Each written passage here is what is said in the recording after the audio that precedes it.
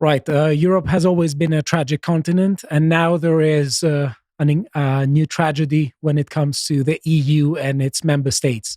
And Ireland is right now suffering from a woke government that is trying to play by EU's rules that are completely unpopular with its people. Now, one thing to say is that there is a place called Newtown Mount Kennedy that has been targeted to become a center for refugees and asylum seekers. Mm-hmm. And obviously, no one was asked.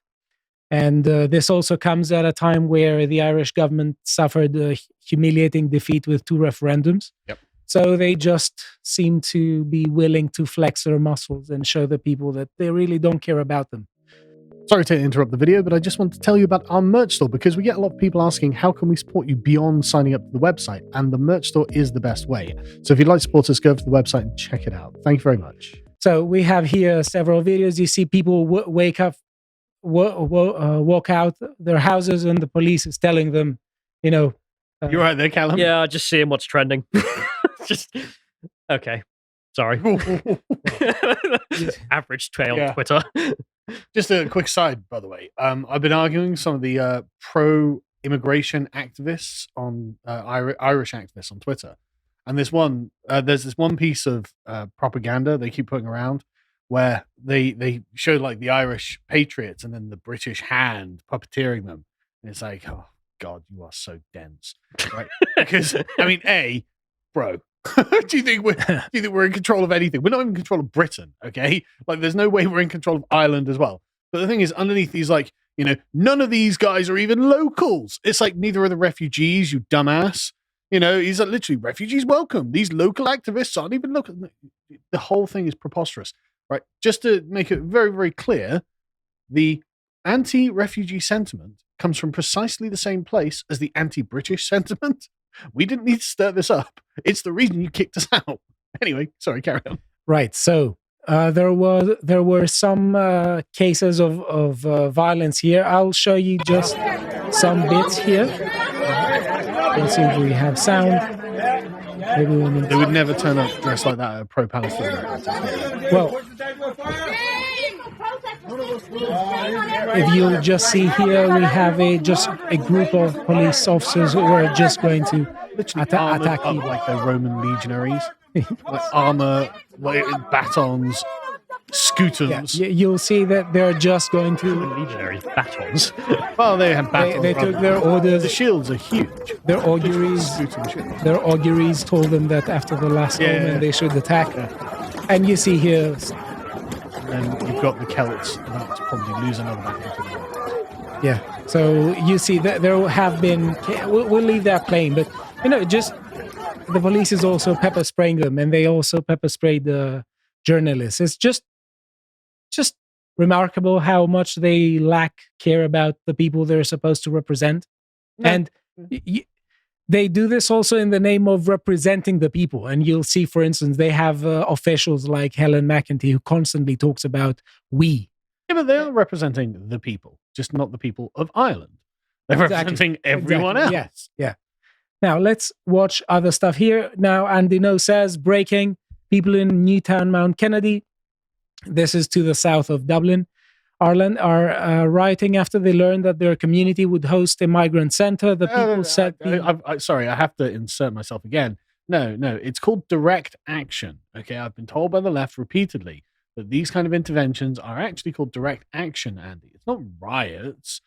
When people you like are doing it. Well, the left also says that if you would expect people not to do it, you are just a bigot. Yeah. Because, and that's, in a sense, that's the tragedy. Because when you have a populace that you constantly disrespect, at some point this is bound to happen, whether we like it or not, whether we think it's justified or not, whatever the acts of protest are going to happen, if there is building resentment, they will happen, whether we like them or not. So, you could say even if you disagree with actions taken here, and, there are all sorts of protest acts that are unjustified. The question is to what extent the government is directly or indirectly responsible. And I think that after a while, when there is building resentment, it just becomes like a natural when How the come? government when the government's been denouncing the Irish for being racist, for wanting Ireland for the Irish, and then forcibly putting illegal immigrants onto them. Yeah, I think you can understand where the resentment's coming from. Yes, exactly. And Every what colonial government ends up having this. Yeah. Like Yeah. you suppress the native population and rule like a viceroy. Yeah. What do you think is going to happen? But also, one interesting thing is that shows that people are talking about culture in a completely abstract sense, and they are not paying attention to the actual culture here. Is that all this is done in Ireland in the name of anti-colonialism in a way, Mhm. and Ireland didn't exactly have the colonialist past that other countries had. Yeah, what you can do is be like, oh, Ireland deserves it because of their empire. It's like, no. Well, that shows the level of Yeah. preposterousness of Yeah. the rhetoric that is employed to justify this. Yeah. But I never see the pro-migrant types trying to use that angle on Ireland because it just wouldn't work. Yeah. See, Ireland was the victim of colonialism, not the perpetrator.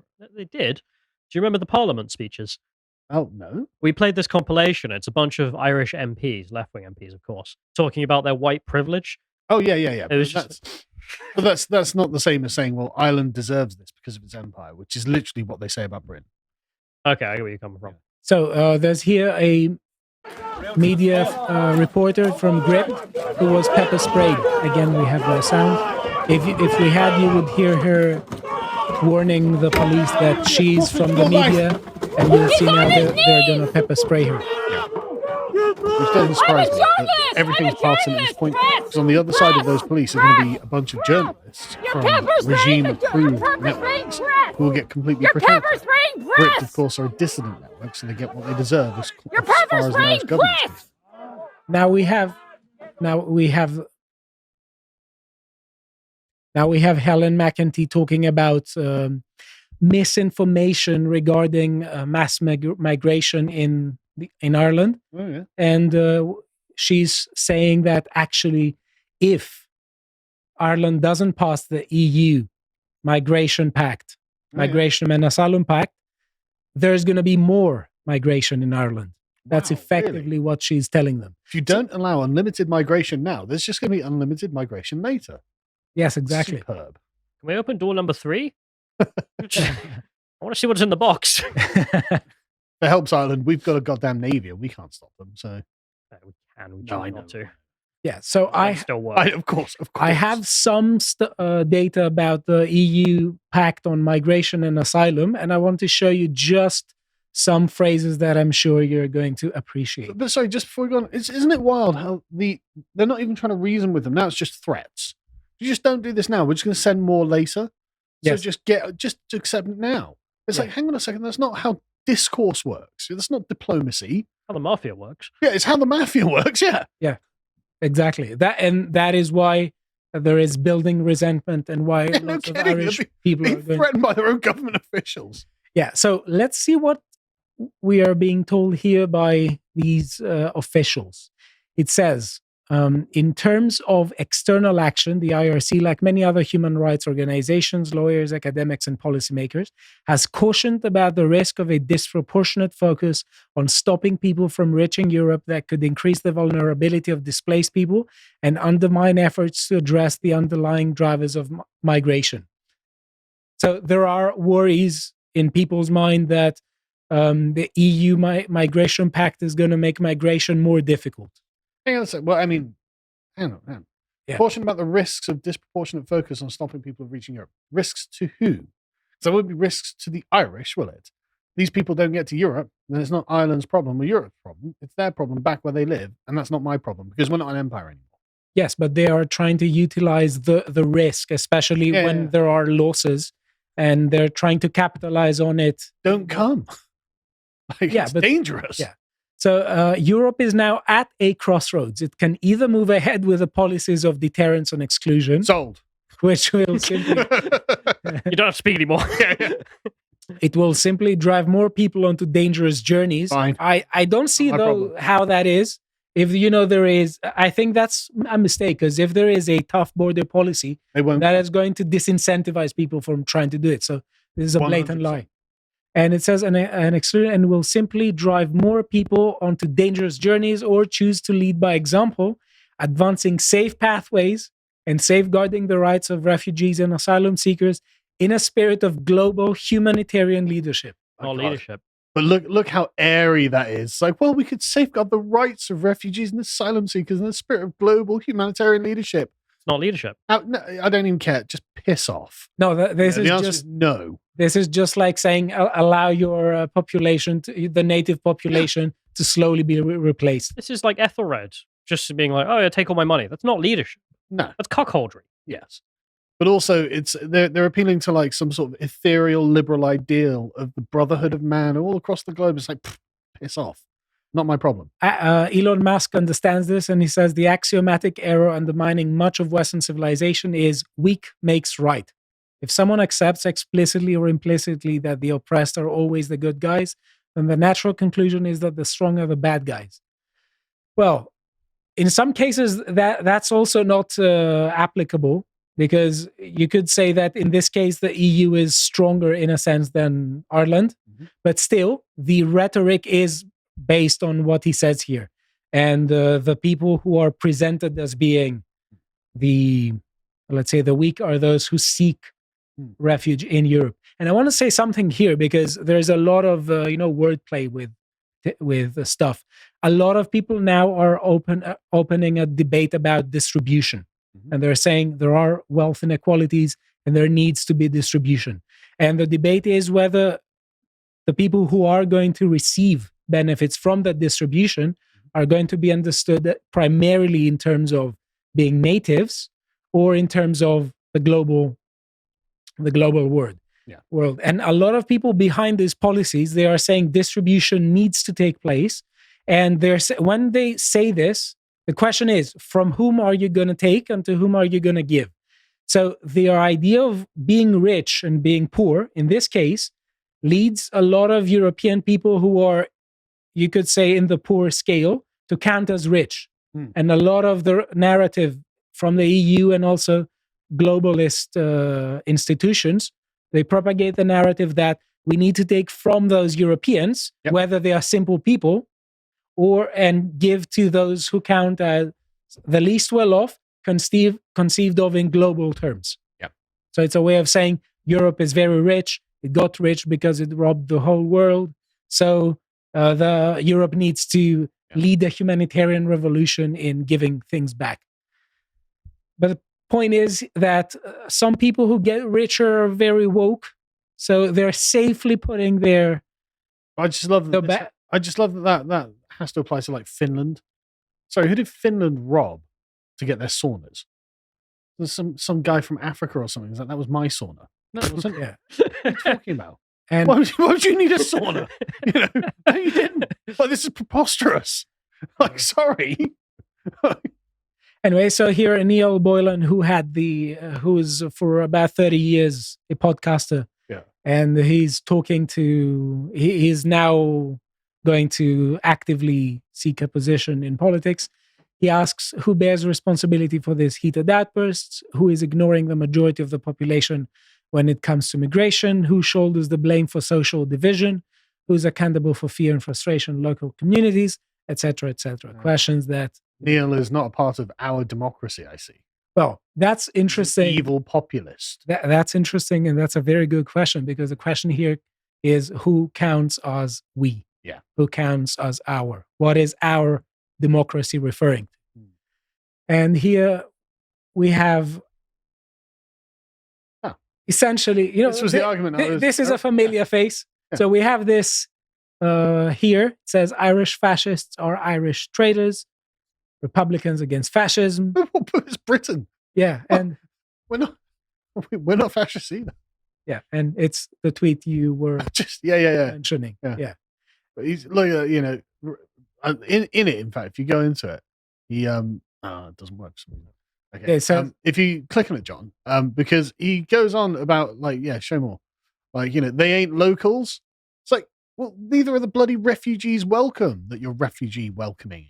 Well, that's interesting now, because a lot of debate is going on, a lot of propaganda, not debate, about who is we? And if you remember, Helen McEntee was constantly saying, we want a new Ireland. We want to change the definition of motherhood. We want to change the definition of care and who deserves care as in the Constitution. So she said this, and close to 75% of Irish people disagreed with her. I'm really sorry, but I'm totally distracted by the absolute clown show that is this propaganda. Yeah. The British are behind Ireland first. Not historically. The Irish Freedom Party, not generally. I don't know what NP is, but I'm sure it's some other brand of nationalist party. So this has generally been the opposite of the British opinion on Ireland. I want to say that I think that one of the countries that are going to have problems with immigration soon is Iceland. Because if you see, it's from lots of countries to Europe. I guess, yeah. From France to England. If that's from England to there, so the Irish are going to just send people to Iceland. I just love the idea that then to Greenland. I just love the idea that they really think that the British are behind the Irish nationalist movement. It's just so dumb. God, I wish. But this is it's just so funny. Yeah, but this is yet another. The British who are occupied by the globalist government led by Rishi Sunak are like, yeah, Ireland first. This is yet another effort at distraction, though, because it just constantly implies that the government is never responsible for anything. They want power without responsibility. Or that there's no such thing as any kind of grassroots pushback. Yes, exactly. There can never be grassroots pushback because it's unheard of. People who want to maintain their identity. Where have you ever read that in history? When have the island ever wanted self-governance? Yeah. And one thing to show, unfortunately, the new Taoiseach, Simon Harris, says we are going to pass the hate speech bill. I mean, okay, fair enough. Yeah, so apparently Helen McEntee and Simon Harris are telling the Irish people, you will suffer infinite migration, or it's going to be worse. And they seemed as if they wanted to say that the hate speech bill was bad enough and they need to rework it. But now they say, no, we're going to pass it. So we're literally going to criminalize you for criticizing it. Yeah, you're not going to be allowed to criticize it. Yeah. So, and to end with a point that at some point, whether you think it's justified or not, when resentment crosses a particular threshold, resistance is just mathematically inevitable consequence, whether you like it or not. So the main people who are responsible for these events are the Irish government. If you appreciated that episode from the podcast of the Lotus Eaters, you can go to lotuseaters.com to get access to all the premium content that's on the site, such as the Brokenomics series, this episode on the book Return of the Strong Gods. If you'd like to find out what else is being put out, you can follow on Twitter at lotuseaters_com on Twitter. Thank you and goodbye.